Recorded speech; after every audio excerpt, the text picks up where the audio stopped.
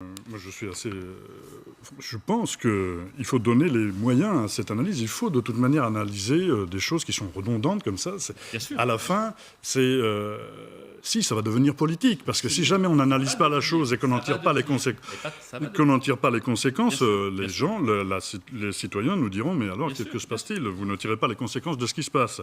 Et pour ça, il faut donner les moyens de l'analyse aux experts de la sécurité. C'est à nouveau une question de moyens et de responsabilité. Quand vous parlez de la responsabilité, moi j'entends bien la responsabilité des citoyens, mais là, justement, cette responsabilité des politiques. Il y a des choix politiques qui sont faits sur l'affectation des forces de l'ordre ou des choses comme ça.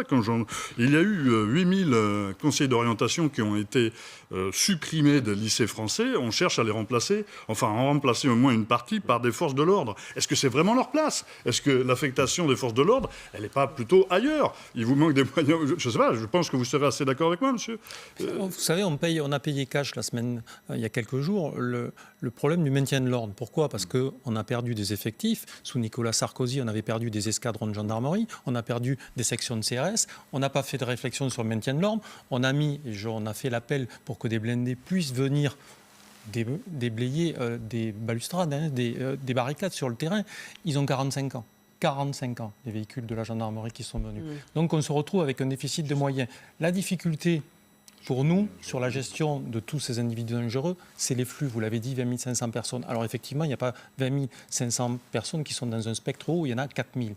C'est compliqué pour nous parce qu'on a beau avoir des moyens, on a des moyens législatifs qui ont été mis qui permettent maintenant. Il faut regarder, il faut surtout qu'on fasse des retours d'expérience, qu'on analyse les profils, qu'on utilise des gens qui ont su le faire. Il y a des analyses très intéressantes qui ont été faites. Et il faut aussi qu'on ait des moyens humains parce que vous pouvez avoir tous les matériels de détection, le fantasme de la cybersécurité, mais au bout d'un moment, il vous faut des policiers sur le terrain. Les moyens humains. Et il faudra certainement une loi de programmation. Ce sont les moyens humains sur le terrain. De ces phénomène-là, une loi de programmation, qu'on ait des investissements durables pour le ministère de l'Intérieur dans les années à venir.